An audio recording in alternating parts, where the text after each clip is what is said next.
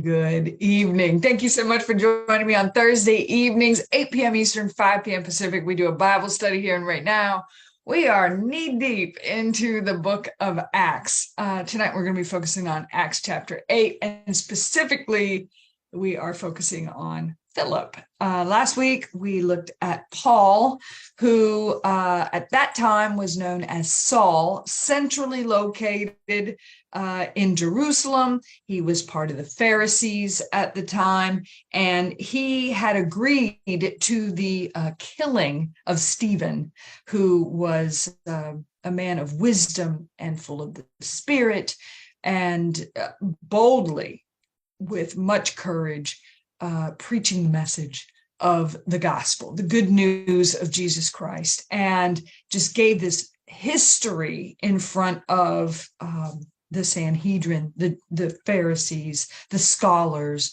about what the Jews, the Israelites, the Jews had done under the prophets, in the information that they had about Jesus's arrival and being foretold, clear up unto them killing him. And then he said, so, repent, basically. And they were like, nah, we're going to go ahead and kill this guy, right? So we see where Stephen, over the last couple of weeks, is the first martyr since Jesus for the sake of the gospel. And we also see how Saul is running through Jerusalem, causing great suffering and trying to destroy every one of these Christians that are there. Men and women are being dragged out of their houses. He's putting them in jail. All these believers then are scattered throughout Judea, Samaria, and clear to the ends of the earth. This was what was foretold would happen. But see, we don't know exactly how it was going to happen. Jesus said, wait in Jerusalem for the power that will come upon you. This is the gift of the Holy Spirit, right? And then he says, and then you can go throughout and spread the good news, right? This is the great commandment, throughout Judea, Samaria, and to the ends of the earth. Sounds like a great gig. You're going to commission us to go. But look at how the commissioning happens through the death of a man. And so we talked about how sometimes our circumstances of adversity are really pushing us into what God's called us to do, right? So all of this to say, good evening. Thanks so much for joining in. I'm going to give a quick shout out to those that join in every week, and then we're just going to dive in. So just want to say hello and good evening to Robbie and Bill and Sue and Mark, and thanks so much, Kyle, for always being here and supporting us as a pillar, not only financially, but also with your presence here tonight. And David, love you, brother. You've been with me since the beginning, and I appreciate all you do to help monitor, not only in the foreground here, but also in the background by being on the prayer team in the past and things like that. We do have a prayer team here, and if you're interested in allowing us to pray for you, please go over to Live on Purpose with Pastor Patty Baker, tap on send message, and send us a prayer request so that we can be actively praying for you. Send us an update too, a praise report if you got one, or other things that might be going on in that prayer request that you initially sent over. We love to be able to see what's going on in your life. So please do that. You need a Bible? We got one. Send us your mailing address in the same fashion, and we'll go ahead and send one out to you. Love for you to be able to have the word in your hand. You can highlight it, write in it, do whatever you want, and you can follow along with us here. If you have the Bible app on one of your devices, great. If you don't, go get it. I'm going to be doing a Bible study on there offline. So if you want to join me over on that app here in the next week or so, I will be dropping that link. So if you're not signed up yet, go get signed up. The link will be here for you to just tap on, click on, and then you can get signed up for that Bible study. It's not really a study, it's a devotional, okay? And then let's see, what else do we got going on? Oh, and then send me a friend request over there. Love to be your friend and connect over there as well. So let's dive into tonight's message, which I'm just calling courageous. And I want to focus on the book of Acts. This is chapter 8, verses 4-8. Okay. And the reason why is because this is highlighting, well, it's the next set of verses, but it's highlighting a man that we've kind of seen through the Gospels, Matthew, Mark, Luke, and John. We've seen this guy rise up in those four, knowing that he was one of the 12 disciples of Jesus. So his name is Philip. And we see him over, like I said, not only in all four Gospels, but he is a prominent role in the furthering of the message of Jesus Christ. And he's mentioned first as being called to be a disciple. And over in John 1:43, Jesus calls him. And then he's from a town called Bethsaida, and he goes back and he tells his friend Nathaniel, hey, come on over. I want you to meet this guy that I just found. This is the guy that Moses said was, this was written in the law, way back when Moses was around, that this dude was coming and he's here. His name's Jesus, and he's from Nazareth. And Nathaniel goes to see him. And when Nathaniel shows up with Philip, Jesus goes, hey, bro, you're such an awesome Israelite. And Nathaniel goes, how do you know this? He goes, well, long before Philip went to get you, I saw you under the fig tree. And he was like, wow, you are the great I am son, right?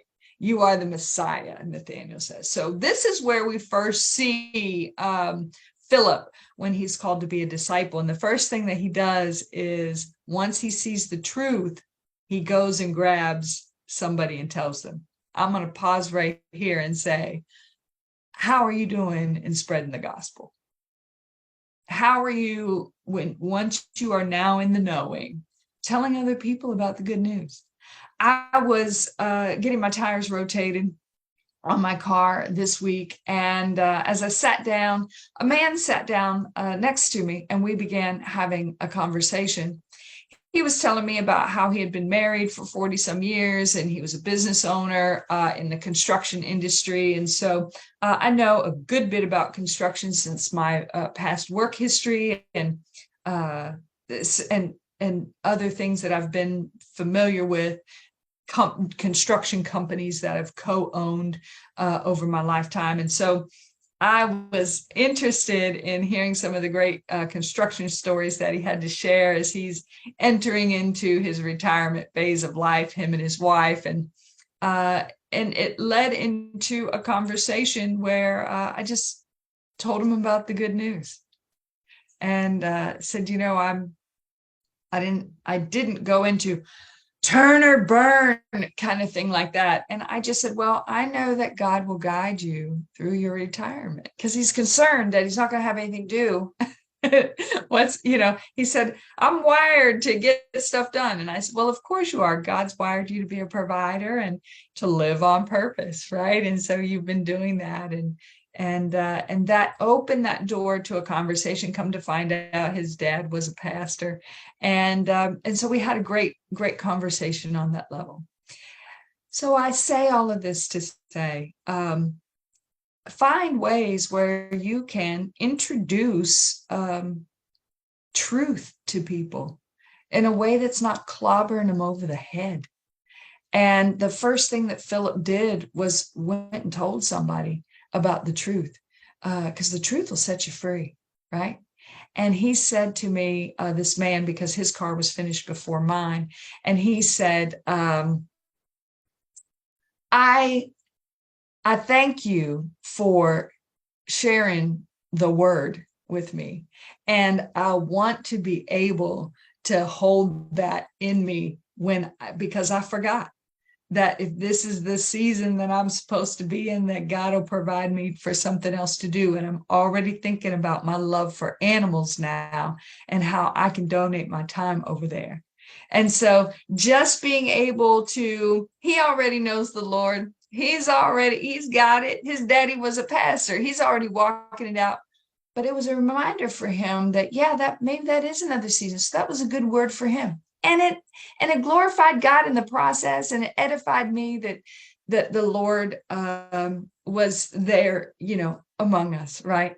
And don't forget about the guy behind the counter who always stayed close within earshot, but never said anything or injected himself in the conversation, and his ears were always tuned in, right?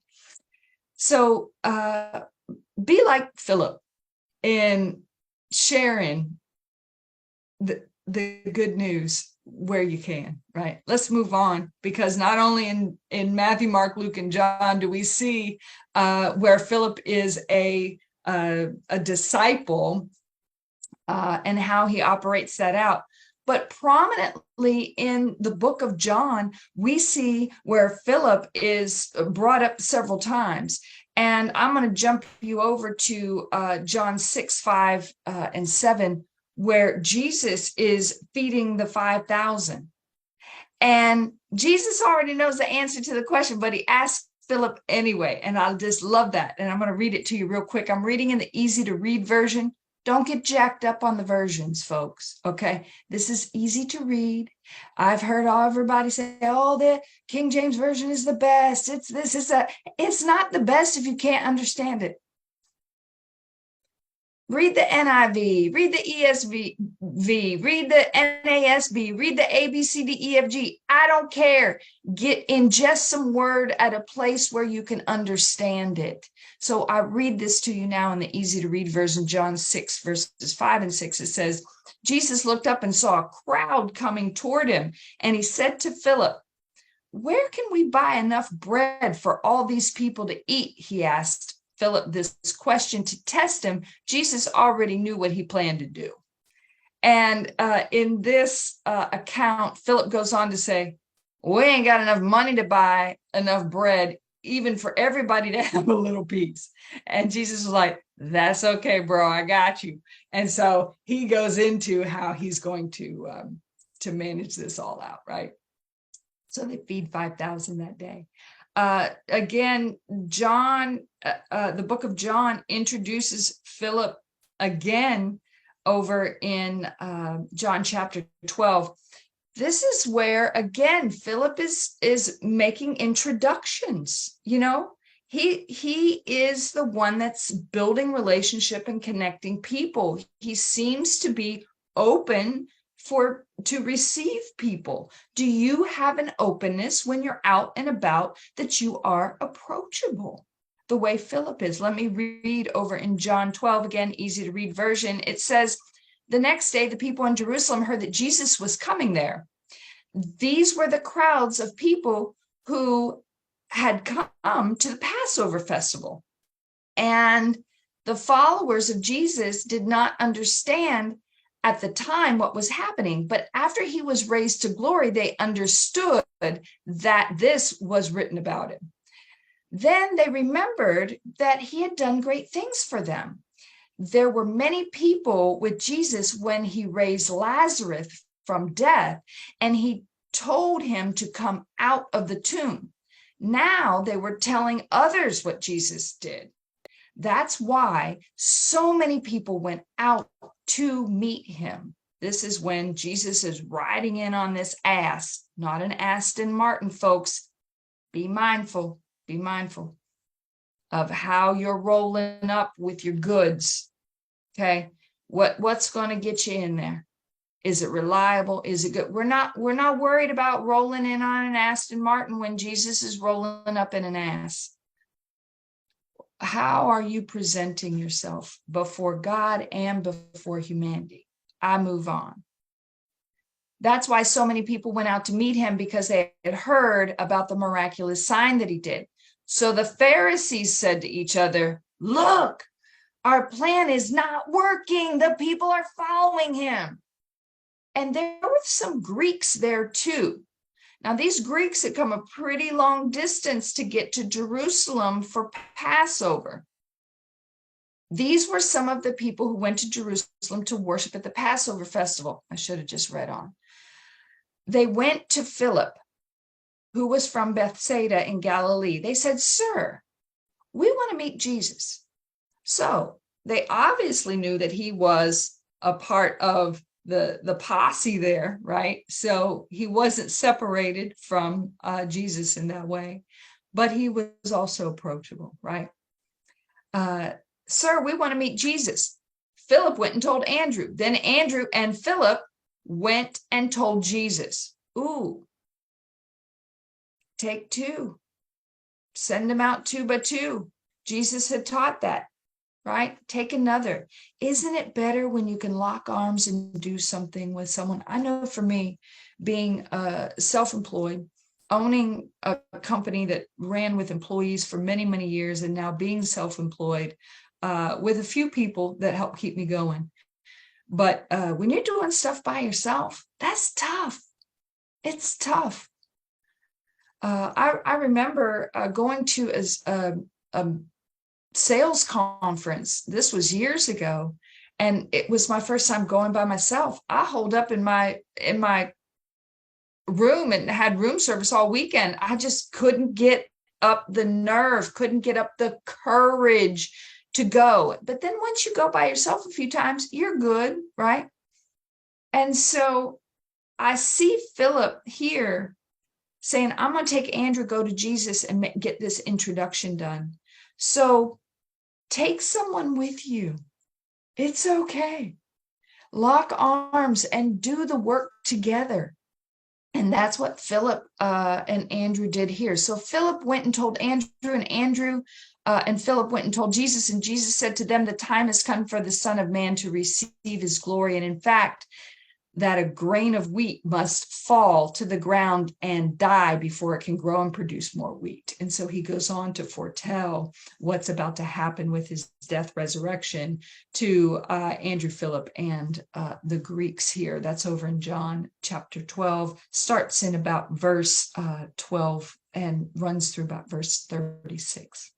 So that's not all over in the book of John, where we see Philip. We also, a couple chapters over in John chapter 14, Philip rises up again, and Philip said to Jesus, "Lord, show us the Father. That is all we need." And Jesus answered, "Philip, I have been with you for a long time, so you should know me. And anyone who has seen me has seen the Father too. So why do you say, 'Show us the Father'? Don't you believe that I am the Father and the Father is in me? The things that I have told you don't come from me. The Father lives in me, and he is doing his own work. Believe me when I say that I am in the Father and the Father is in me, or believe because of the miracles that I've done. I can assure you, Philip, that whoever believes in me will do the same things I've done." And this here sets the tone for Philip, because Philip is now doing the work over in the book of Acts. And we see now, after Jesus has ascended into heaven and Pentecost has come, the 50th day after Passover, when Jesus is arrested, falsely accused, convicted, and 3 days later, and then dies on the cross.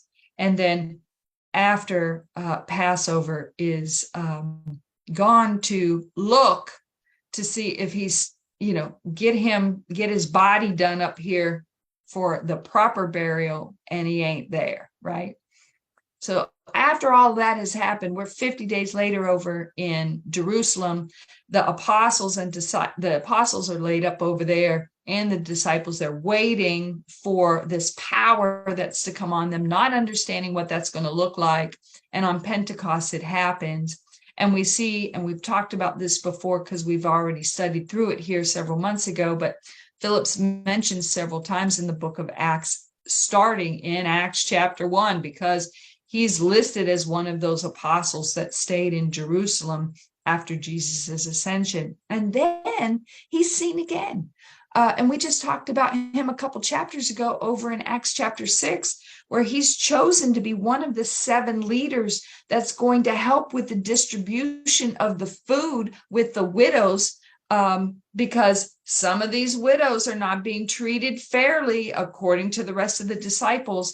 And so they're saying, hey, there might be a little bit of racial issue going on here, and the apostles need to take care of this. And the apostles were like, we ain't got time to do this. This isn't our calling, but you all choose 7, and then we will appoint them and anoint them for the work that's to be done. And so we see that delegation of leadership, and Philip is one of those leaders that's called to stand up with Stephen. So now he and Stephen are working pretty closely together, and Stephen, bold in his faith, is speaking out the message, the gospel, and now he's garnering attention and is now stoned to death over in Acts chapter 7. So now that brings us over to where we land for tonight. Woo! But we're coming to a quick close here. This is in Acts 4-8. It says, because, and let me just stop here and add this in. As we know, and I just read this up above here in Acts 8:1-4, it says the believers went to different places in Judea and Samaria. They were scattered everywhere, and in every place they went, they told the good news. So Philip also rolled out to Samaria, and that's where we land here in Acts chapter 8:4. And it says, those who had been scattered preached the word wherever they went. How are you preaching the word wherever you go? Is it at the tire shop, in line at the store? How are you sharing the message wherever you go? Peter went down to a city in Samaria and proclaimed the Messiah there. And when the crowds heard Philip and saw the signs he performed, Jesus told him, the Father's in me and I am in the Father. You see all these miracles I'm doing. And those who believe in the Father can perform these miracles as well. Done and done. Philip received that. He's out doing it. You can receive that too and go out and do it too. It may not look the way it looks here. It may look like something that happened yesterday when this man had this whole epiphany about his career ending, and he's now entering into his sunset years and doesn't know what he's going to do with the rest of his life. He just feels like he can't go on in the construction industry because of his age, and his body's beat up as a result of it. And by the grace of God, he hasn't had any long-term, chronic injuries, but he doesn't know what he's going to do now. And just talking to him about the Lord, that opened him up to receive, I love animals, and I'm going to go and volunteer there and do that. That's what I'm going to do. And so he left with a spring in his step because he's found new purpose. And the Lord was able, as he opened his mind to receive this word of understanding, that God would give him direction in the moment. That's miraculous. That is miraculous. Don't miss the ordinary actually being extraordinary, right? So same here. Here is Philip, went down to a city in Samaria and proclaimed the Messiah there. And when crowds heard Philip, number one, and the signs that he performed, they all paid close attention to what he said. For with shrieks, impure spirits came out of many people, and many who were paralyzed or lame were healed. So there was a great joy in that city. Joy is the fruit of what we see out of that. There's love, there's joy, there's peace, right? And so if you're watching this now, you're going to see tomorrow morning, I'm going to drop a picture of Mr. Lee that I met at the tire shop. And I think that you'll really like being able to see him. We embraced and shared a hug, and I prayed for him as he went out the door and blessed him. But you don't have to go preaching and baptizing in Samaria, Ethiopia, Turkey, or Greece the way Philip did. And we'll eventually see that, Philip was married, had 4 daughters, all of them prophesied. They were women of wisdom, godly women. And this courage that he had and the ability that he had to be able to continue to share the word up until he was martyred as well. And there's courage is something that, and the title of this message, for me is courage, because it's all about Philip. And we can see his walk from the time that Jesus called him to be a disciple until later on. We'll see him where he's martyred, but we'll see the courage and his ability to face danger, difficulty, uncertainty, pain, without being overcome by the fear. And that's the thing. It's not that we don't have fear, because we do. It's about overcoming that fear with courage. So may the life of Philip strengthen you in your courage so that you can overcome the fear in whatever area of your life that fear is rising up and paralyzing you from doing the things that God has called you to do. We see such courage come out of Philip here. And I'm going to take you Old Testament as we wrap up for tonight, but over in Joshua 1:9, it says, have I not commanded you, the Lord said to Joshua, be strong and courageous. Do not be afraid.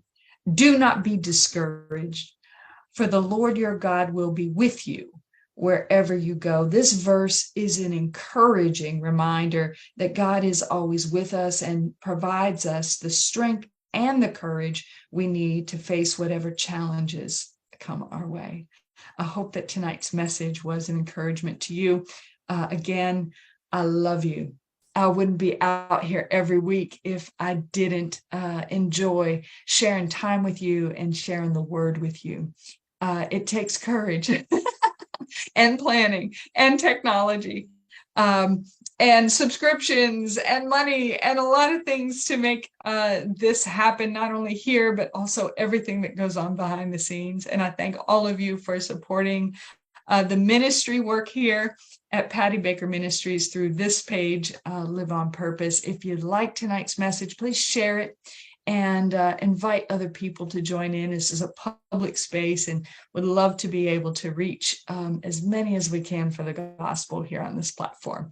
And until we meet again next week, but tune in tomorrow on the Facebook page, because I want you to see Mr. Lee and I, as I share a little bit about him tonight. You'll get to see him tomorrow. And we took a selfie, and he said, can I get a hug before we leave? And I said, only if I can get a photo of us. And he said, well, all right, then let's do it. So you get to see him tomorrow. Love God and love others, and love yourself as you live your life on purpose. Good night.